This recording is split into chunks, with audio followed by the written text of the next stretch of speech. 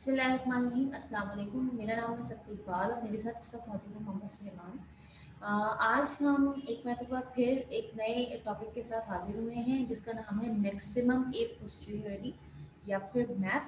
और मैप के लिए भी हमारे पास डिफरेंट बिल्डिंग ब्लॉक्स है और जो फर्स्ट बिल्डिंग ब्लॉक है वो है रेगुलराइजेशन। इसको हम आज की वीडियो में इंट्यूटिवली डिस्कस करेंगे। अच्छा, ये बात याद रखेंगे, इससे पहले हम मैक्सिमम लाइक्लीहुड यानी एमएलई के ऊपर तकरीबन 15 वीडियोस कर चुके हैं और मैक्सिमम लाइक्लीहुड के टॉपिक में हमने बहुत ज़बरदस्त किस्म के बहुत सारे कॉन्सेप्ट जो है आपको डिफाइन किए हैं। ठीक है, तो वो इससे पहले कि आप मैप पढ़ें, आप मैक्सिमम लाइक्लीहुड की सारी वीडियोस को काइंडली देख लीजिएगा। अच्छा, ये अभी हमने इस वक्त जो है वो 4 प्लॉट्स आपके सामने जट डाउन किए हैं, ड्रॉ किए हुए हैं, जिसमें ग्रीन लाइन जो है वो हमारे डेटा की जनरेशन का कर्व है। यानी हमारा जो डेटा जनरेट हुआ है वो इस ग्रीन कर्व की वजह से हुआ है। ये और आप ये एज्यूम करें कि जैसे हम वेदर प्रिडिक्शन होती है, तो वेदर जो होता है उसका जब डेटा कलेक्ट कर रहे होते हैं तो उसके लिए हम जो है थर्मोमीटर वगैरह इस्तेमाल करते हैं। तो बाद वक्त ये होता है कि थर्मोमीटर की जो रीडिंग होती है वो एक्चुअल वेदर से थोड़ी सी डेविएट कर जाती है। तो एक्चुअल वेदर तो ये ग्रीन लाइन है, लेकिन जो है जो थर्मोमीटर की रीडिंग डेविएट कर गई उसकी वजह से थोड़ा थोड़ा कुछ एरर आ गया। तो ये असल चीज़ है। ठीक है। अच्छा, अब हमने किया क्या है, बिकॉज ये तो डेटा है जो हमारे पास इन हैंड है, जो हमें पता है कि ये डिग्री 3 के पॉलिनोमियल से जनरेट हुआ है। और अब हम करना ये चाह रहे हैं कि हम इसके ऊपर मॉडल फिट करना चाह रहे हैं। तो हम क्या क्या कर सकते हैं, हम ये जो हमने किया है दिस इज़ लीनियर मॉडल। और इसके अंदर जो डिग्री ऑफ द पॉलिनोमियल है वो है 0। बिकॉज आपको पता है कि लाइन के अंदर, इस पर्टिकुलर लाइन के अंदर सिर्फ हमारे पास इंटरसेप्ट एग्जिस्ट करता है। तो दूसरा मॉडल है हमारे पास, उसमें है डिग्री 1। जो तीसरा मॉडल हमने फिट करने की कोशिश की है वो है डिग्री 3 का। और जो चौथा मॉडल हमने फिट करने की कोशिश की है वो है डिग्री 9 का मॉडल, डिग्री 9 का पॉलिनोमियल। ठीक है जी। ठीक है। अच्छा, डेटा जनरेशन प्रोसेस के बारे में हम आपको ऑलरेडी बता चुके हैं कि इसके अंदर जो एक्चुअल ग्रीन कर्व है वो डेटा जनरेशन का प्रोसेस है, वो असल में वेदर था। लेकिन ड्यू टू थर्मोमीटर की किसी वजह से जो है आपके जो एक्चुअल पॉइंट्स हैं वो थोड़े से उससे जो है अलग हमने मेजर कर लिया और इसको हम एरर या नॉइज भी कहते हैं। तो जब हमने इसके ऊपर मॉडल 3 का फिट किया तो वो जो रेड जो कलर की लाइन है। हाँ, जो एक्चुअल था वो ये था और जो मॉडल फिटिंग हुई वो ये हुई। ठीक है, ये जो दूसरी रेड वाली लाइन है ये वाली मॉडल फिटिंग है। आगे चलते हैं। अच्छा, अब आप ये देखें कि ये हमारे पास जो 9 डिग्री वाला कर्व है, ठीक है ना, ये बेसिकली अगर हम ट्रेन यानी कि जितने पॉइंट्स हमने देख लिए उनके हिसाब से देखें तो फिर ये आपको ट्रेन एरर तकरीबन 0 दिखाता हुआ दिख रहा है। आप यहाँ पे देखें, यहाँ पे फिर भी हमारा जो डिग्री 3 का कर्व हमने फिट किया है ये रेड कलर वाला, तो इसके और इस पॉइंट के बीच में आप देखें थोड़ा सा डिफरेंस है, यानी कि एरर है, थोड़ा सा एरर आ रहा है आपके बीच में। यहाँ एरर तो मौजूद है, हर यहाँ जगह पे आपको थोड़ा थोड़ा एरर मिल रहा है, तो इसका मतलब है कि ट्रेन एरर एटलीस्ट 0 नहीं है। लेकिन यहाँ पे आप देखें तो ये तो बिल्कुल ही इसने टाइटली फिट कर दिया है और बिल्कुल पॉइंट्स के अंदर से गुजर रहा है डिग्री 9 का कर्व। तो इसका मतलब है ट्रेन एरर 0 है। बट डज इट मीन्स कि आपने बहुत अच्छा काम किया 9 का डिग्री 9 का कर्व फिट करके? तो जनाब इसका जवाब सभी को तकरीबन पता होता है कि नहीं, हमने बहुत अच्छा फिट नहीं किया, बल्कि हमने कुछ एक टर्म यूज होती है ओवर फिटिंग की, तो हमने ओवर फिटिंग कर दी है इसके ऊपर तो ना। हमारे पास ट्रेनिंग एक्यूरेसी तो 100% आ जाएगी, बट हो सकता है हमारा मॉडल हो तो अच्छा, सकता है बेसिकली हमारा बेसिकली मॉडल क्या होगा स्टैंडर्डाइज नहीं कि हो। अब देखें कि असल जो डेटा जनरेट हुआ है वो तो डिग्री 3 के कर्व से हुआ है ना, तो अब आगे भी डिग्री 3 के कर्व से डेटा जनरेट होगा। तो आप देखें, इसको एक्स्ट्रापोलेट करें तो इसी के आसपास पॉइंट जनरेट होंगे, यहाँ पे पॉइंट जनरेट हो जाएगा, यहाँ पे पॉइंट जनरेट हो जाएगा। लेकिन ये जो डिग्री 9 का कर्व है फाइनली कहाँ पे जाएगा?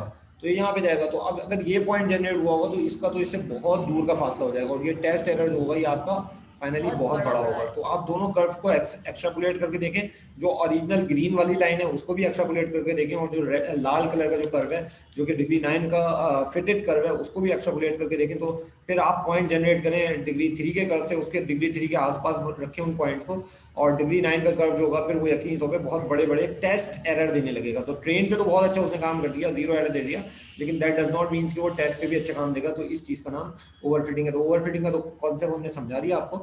अब ओवरफिटिंग का सलूशन क्या है ये देखना है। अच्छा, बड़ा क्लियर सा सोल्यूशन है यहाँ पे। जो ऊपर था हमारे पास, जो नॉर्मल हम पढ़ते हुए आए हैं, root mean square error, RMSE, तो हमें पता है this is what we fitted the model and this is the original output variable. तो हम कहते हैं y predicted minus y original का होल स्क्वायर। ठीक है, तो दिस इज RMSE अच्छा, था। इसमें आर नहीं है, मतलब ये कि रूट नहीं है, बगैर हाँ, रूट के है, दिस इज MSE। और ना ही जो है मीन है क्योंकि डिवाइड भी नहीं किया हुआ किसी चीज़ से। तो इसलिए ये आप ऐसे ही कह लें इसको थोड़ी देर के ठीक लिए। है। वैसे ये सारी चीजें हमने जो है एमएलई की वीडियो में बहुत तफसील से समझाई भी है। तो ये हमारा जो एमएसई या आरएमएसई या ऐसी था, उसको उससे जो है ये ओवरफिटिंग हो रही थी, तो उस ओवरफिटिंग को रोकने के लिए हमने क्या किया कि हमने एमएसई के अंदर ये वाली टर्म को ऐड कर दिया। अब आप कहेंगे भाई क्या जादू हो रहा है कि भाई जो ना एक टर्म को ऐड किया और ये ओवरफिटिंग रुक जाएगी? जी जी हाँ जनाब, बिल्कुल ऐसा ही होगा कि जादू ही थोड़ा सा होगा और जादू ये। होगा, मैजिक होगा और ये ओवरफिटिंग इससे रुक जाएगी। कैसे रुकेगी?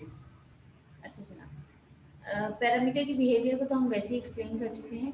अच्छा, ठीक। अब देखें हुआ क्या है यहाँ पे कि हमारे पास तीन पैरामीटर थे। तीन पैरामीटर का मतलब है कि एक पैरामीटर आपको पता है कि लीनियर रिग्रेशन की अगर हम एक सीधी बिल्कुल लाइन फिट करें, तो पहला पैरामीटर तो होता है बायस का, जो कि आपकी यहाँ पे कर्व को कट कर रहा होता है। ये तो होता है, हो जाता है आपका सी हो जाता है ना। और ये दूसरा जो पैरामीटर होता है बेसिकली स्लोप, एम जो होता है वो स्लोप को रिप्रेजेंट कर रहा होता है। तो इसका मतलब है कि अगर हम इंट्यूटिवली सोचे, सिर्फ हम भी इंट्यूटिवली सोचे कि ये जो डेटा है इसको कैप्चर करने के लिए एक लाइन ये हो गई, एक लाइन ये हो गई और एक लाइन ये हो गई, तो तीन पैरामीटर बेसिकली हो गए। और जाहिर सी बात है कि तीन पैरामीटर की मदद से अब इस लाइन, ये जो एक लाइन है इसको एक पैरामीटर m1 ने सपोर्ट कर लिया, इसकी स्लोप को, दूसरी लाइन की स्लोप जो है वो m2 ने दे दी और तीसरी लाइन की स्लोप जो है m3 ने दे दी। अब आप देखें कि ये m1 ने जो है ना कितने पैरामीटर्स, कितने पॉइंट्स को जो है उनके एरर को रिड्यूस किया। ये 3 पॉइंट या 4 पॉइंट आप कह सकते हैं कि इन 4 पॉइंट के एरर जो है वो इस m1 की वजह से रिड्यूस हुआ। सपोज करें कि अभी जिस हालत में m1 है, m1 आपकी हम दोबारा से बना लेते हैं, देख लेते हैं। m1 हमारी अभी ये है, तो सपोज करें कि m1 और m1 की वजह से ये 4 पॉइंट जो है ना हमारे हैंडल हो रहे हैं और इनका एरर रिड्यूस हो रहा है। सपोज करें कि हम m1 को 0 कर देते हैं, यानी कि m1 को हम डिलीट करने की कोशिश करते हैं अपने पैरामीटर के सेट से, तो नतीजा क्या निकलेगा कि m1 डिलीट हो गई तो फिर ये कर्व ऐसे करके हो जाएगा क्योंकि स्लोप इसकी 0 हो गई। अब इसकी स्लोप 0 होने की सूरत में जो पहला अभी तो इसका जो एरर आ रहा है वो इतना आ रहा है, इतना आ रहा है, इतना आ रहा है, ठीक है। लेकिन जब स्लोप 0 हो जाएगी तो फिर इसका एरर क्या हो जाएगा? इसका एरर इतना हो जाएगा, इतना हो जाएगा और इतना हो जाएगा। तो यकीनी तौर पे आपका एरर जो है वो स्लोप 0 करने से 4 पॉइंट का एरर जो है वो बढ़ रहा है, ठीक है। और सिमिलरली अगर हम m2 की बात करें तो m2 बेसिकली आपका ये वाला है, ठीक है ना। तो m2 जो है ये आप कह सकते हैं कि भाई ये इन 4 या 5 पॉइंट को कैप्चर किया हुआ है। अगर हम इसको 0 कर देंगे तो नतीजे में क्या होगा कि ये m2 अगर 0 हो गया तो उस सूरत में ये लाइन पूरी ये सीधी हो जाएगी और इस लाइन के सीधे होने की सूरत में ये एरर, ये बड़े बड़े आपको एरर मिलना शुरू हो जाएंगे। तो ये आपका सिमिलरली आपका m3 भी इसी टाइप का बिहेवियर देगा कि अगर आप इसको 0 कर देंगे तो ये पॉइंट और ये पॉइंट और ये पॉइंट आपको बड़ा बड़ा एरर देना शुरू कर देगा।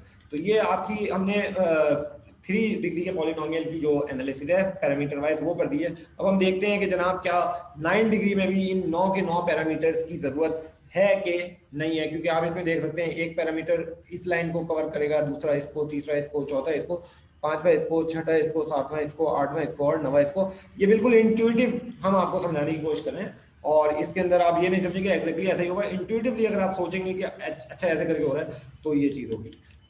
ठीक है, तो 9 पैरामीटर्स प्लस 1 बायस कहते हैं कि जैसे जैसे पैरामीटर्स बढ़ते जाएंगे आपके पास पॉलिनोमियल की डिग्री हाई होती जाएगी और पॉलिनोमियल फ्लेक्सिबल होता जाएगा। So this is what is happening currently. तो अब ये जो 9 पैरामीटर हैं क्या ये वाकई में जो है हमारी जरूरत के लिए है? क्या अगर हम इनमें से किसी एक पैरामीटर को एज एन एग्जांपल 0 कर देते हैं तो जनाब अभी हम पीछे देख चुके हैं कि अगर हम इन 3 पैरामीटर से भी काम चलाना चाहें तो भी ये 3 पैरामीटर भी अच्छा खासा जो है हमारा जो है काम कर रहे हैं। और इनकी वजह से अगर इन पैरामीटर्स में से किसी एक भी पैरामीटर को 0 किया जाए, एज एन एग्जांपल अगर मैं इस वाले पैरामीटर को, इस वाले जो चीज़ है इसको 0 कर भी दूं तो मेरे पास जो है जो एरर है वो ज़्यादा नहीं बढ़ पाएगा। बस सिर्फ इम्पोर्टेंट ये होगा कि ये डीप जो डेप्थ में जा रहा है ये खत्म हो जाएगा और ये स्ट्रेट लाइन में ऐसे एडजस्ट करेगा, ठीक है ना। और जब जैसे जैसे मैं पैरामीटर को उसके डिलीट करता जाऊंगा तो नतीजे में मेरे पास ये डिग्री 3 का कर्व आता मल्टीपल चलेगा। वैल्यूज एक सिंगल पैरामीटर से हैंडल होने की कोशिश करेंगे। तो इस वक्त हमने हर एक पैरामीटर, एक वैल्यू को एक पैरामीटर से हैंडल करने के चक्कर में कि बिल्कुल ही कर्व फिट हो जाए और एरर खत्म हो जाए, हमने एक पैरामीटर को एक वैल्यू को हैंडल करने के ऊपर डेडिकेट कर दिया। ठीक है, तो अब हमें करना क्या है कि हमें सिर्फ काम के पैरामीटर्स रखने हैं और जो रिमेनिंग पैरामीटर्स जो हमारे पास काम के नहीं है उनको हमें रिड्यूस करना है, उसको हमें रिमूव करना तो है। एज अ रिजल्ट हमारे पास क्या चीज आ जाएगी? हमारे पास देखिए ये वाली टर्म तो पहले से मौजूद थी, ठीक है ना। तो ये टर्म क्या कर रही है? ये टर्म कह रही है कि भाई जो ये टर्म आपकी एरर रिडक्शन वाली टर्म है, आप इसको कह सकते हैं कि ये एरर रिडक्शन वाली टर्म है। और ये वाली टर्म क्या कर रही है? ये देखिए ये W जो है ना ये आपका पैरामीटर है, ठीक है ना। और W एक वेक्टर है बेसिकली, और उस वेक्टर में पैरामीटर अगर 3 डिग्री का पॉलिनोमियल है तो पैरामीटर नंबर 1 भी मौजूद है, पैरामीटर नंबर 2 भी मौजूद है, पैरामीटर नंबर 3 भी मौजूद है। अगर 9 डिग्री का पॉलिनोमियल है तो उसमें 1 से लेकर 9 तक 9 पैरामीटर मौजूद है। तो अब क्या होगा कि अगर मैं पहले पैरामीटर की बात करूं तो अगर हम डिग्री 3 वाले कर्व की बात करें तो डिग्री 3 वाले कर्व में आपको याद होगा कि हमने एक पहले पैरामीटर ने 4 पॉइंट्स का एरर रिड्यूस किया था, ठीक है। तो अगर मैं पहले पैरामीटर को 0 कर दूंगा तो ये बिल्कुल सीधा हो जाएगा और इसके नतीजे में ये जो एरर है, बड़े बड़े एरर हमारे पास आना शुरू हो जाएंगे। तो बेसिकली क्या हो रहा है कि ये जो पहला पैरामीटर है वो इस एरर को और इस एरर को रिड्यूस करने का सबब बन रहा है एक्चुअल में। तो इसका मतलब है कि ये जो एरर जो डिग्री 3 का पॉलिनोमियल जो है उसका पहला पैरामीटर जिस एरर को रिड्यूस कर रहा है वो यहाँ पर आपका इंडिकेट हो रहा है, ठीक है ना। और जब आप उसको किसी टर्म से मल्टीप्लाई करेंगे, लैम्डा एक पॉजिटिव कांस्टेंट है, तो लैम्डा को जब आप डिग्री इस वाले पैरामीटर से मल्टीप्लाई करेंगे तो आपके पास कुछ एरर की टर्म के अंदर कुछ चीज ऐड हो जाएगी। तो ये वाली जो टर्म है ये एरर रिडक्शन वाली टर्म है और ये वाली जो टर्म है ये एरर एडिशन वाली टर्म है। तो एरर एडिशन वाली टर्म जो है वो इस पैरामीटर की वजह से, पहले पैरामीटर की वजह से कुछ एरर ऐड कर रही है, और एरर रिडक्शन वाली टर्म जो है वो पहले पैरामीटर की वजह से कुछ एरर को रिड्यूस कर रही है। बेसिकली इन 4 पॉइंट्स, अगर ये टर्म 0 होती तो इन 4 पॉइंट्स का एरर बड़ा होता, लेकिन क्योंकि ये टर्म अगर 0 नहीं है तो इन 4 पॉइंट्स का एरर कम हो जाएगा।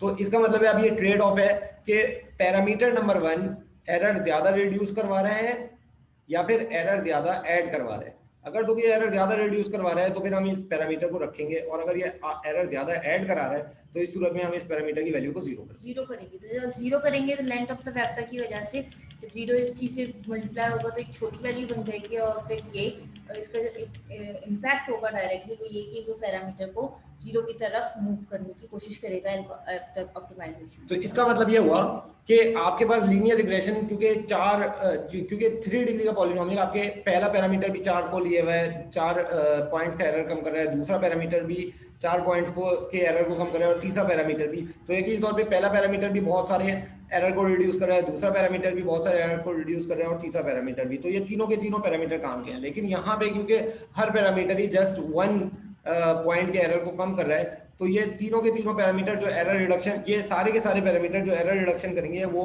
कम होगी, और जो एरर एडिशन होगा इनकी वजह से, जो एरर रिडक्शन करेंगे वो कम होगी, और जो एरर एडिशन होगा वो इनकी वजह से ज्यादा होगा। तो जब इनकी वजह से एरर एडिशन ज्यादा होगा और एरर रिडक्शन कम होगा तो ऑप्टिमाइजेशन एल्गोरिथम इनकी वैल्यूज को 0 करना शुरू कर देगा, यहाँ तक कि इन्हें डिग्री 3 तक पहुंचा देगा। और जब डिग्री 3 तक पहुंचा देगा तो बेसिकली ये 9 डिग्री का पॉलिनोमियल ये इस वाली इक्वेशन में चेंज हो जाएगा, और उसकी रीजन ये वाली टर्म होगी जो कि एरर ऐड कर रही है। इस टर्म को हम कहते हैं रेगुलराइजेशन, ठीक है। So lambda is the regularisation constant. तो अगली वीडियो के अंदर इंशाल्लाह ताला हम आपको इसकी प्रोबेबिलिस्टिक इंटरप्रिटेशन बताएंगे, और प्रोबेबिलिस्टिक इंटरप्रिटेशन के लिए वर्ड आता है कि जो अभी हमने ये टर्म ऐड की है इसका मतलब ये है कि हम गॉसियन प्रायर ऐड कर रहे हैं ओवर द पैरामीटर्स। कैसे करेंगे ये इंशाल्लाह अगली वीडियो के अंदर समझाएंगे। Thank you so much. अल्लाह हाफिज़। अल्लाह हाफिज़।